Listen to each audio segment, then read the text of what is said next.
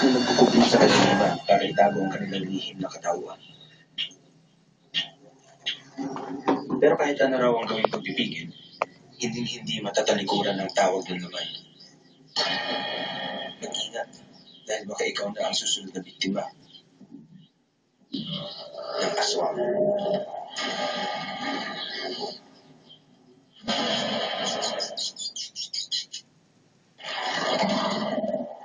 Aswang at tik-tik. Alam naman natin kung ano ang mga nilikhang ito. Pero maniniwala ba kayo kung sabihin ko na ang kwento tungkol sa kanila ay totoo? At patuloy silang namumuhay at nakikisalamuha sa mga tao? Ako si Ryan Eigenman. Buksan ang mga mata. Talasan ang pandinig. Palawakin ang isip. El Espíritu Sancti.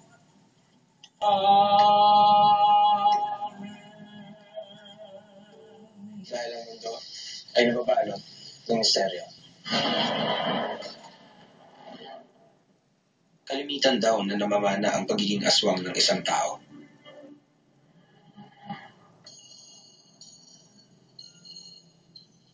Basta nasa lineage niya yung pagiging aswang, pipilitin siya ng kanyang mga mas nakakataas sa kanya na mapamila siya sa pagiging aswang dahil kalahitan.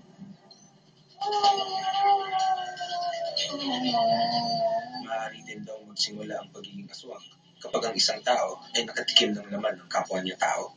Unti-unti habang bata pa, may dinadagdag na sa pagkain. Gradual. Until sa point na umabot doon sa talagang you will be craving for something na. Halos lahat daw ng aswang may kakaibang kapangyarihan.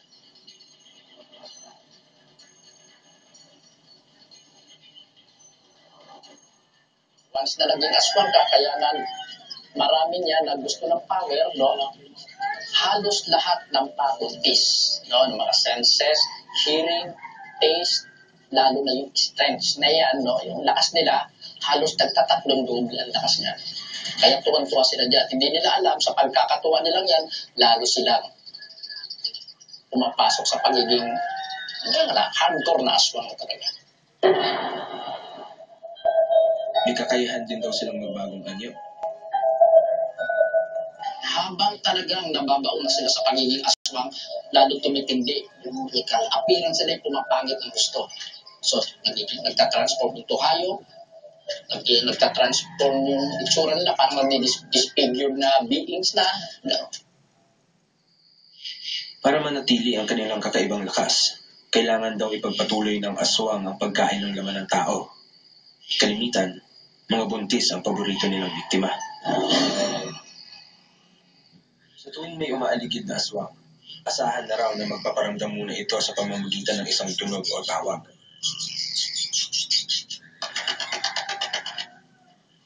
Merong tik-tik din na isa kung tawagin nila panggabing ibon. No?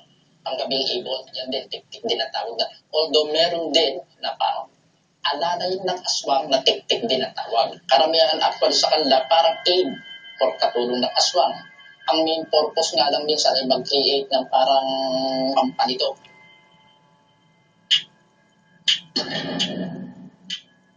Pag naririnig mo ang tik-tik na malakas, nangangulog ng malayo. Pero, once mo narinig mo yung tik-tik na mahina, yan ang talagang na malapit ang aswang.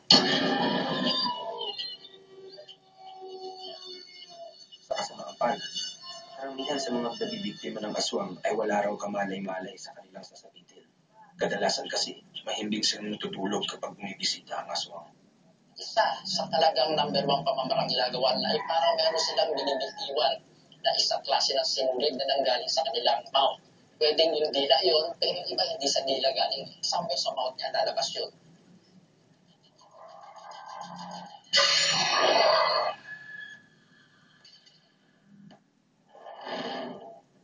November 2004, nang di umano'y naging biktima ng tik-tik si Cecil Adarayan.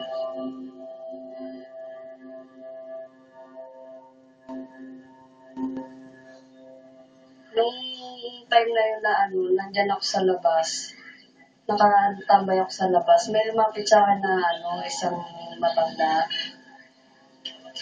Tapos yun, hinawakan yung tiyan ko. Tapos, buntis ka, no? Lagi siya nakayuko nun eh. Hindi ko kasi tinitingnan ko siya eh. Hindi siya natin sa akin. Nung gabi, may umano sa bubong namin, may tumatapak na agad paano mo na lumulubog yung bubong namin. Tapos, masakit-sakit yung tiyan ko noon. May narinig ako tik-tik. Yung parang nasa tabi ko lang, nandiyan sa labas ng bahay, gano'n.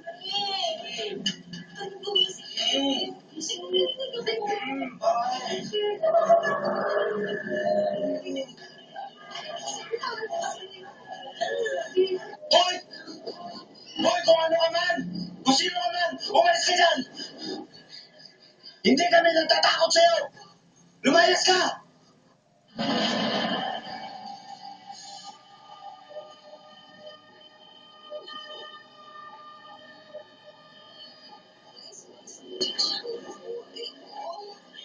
Tapos nung nabukasan, i-spot na ako ng dugo. Ano na, tuloy-tuloy na yung dugo ko. Minsan ako, dalawa na to.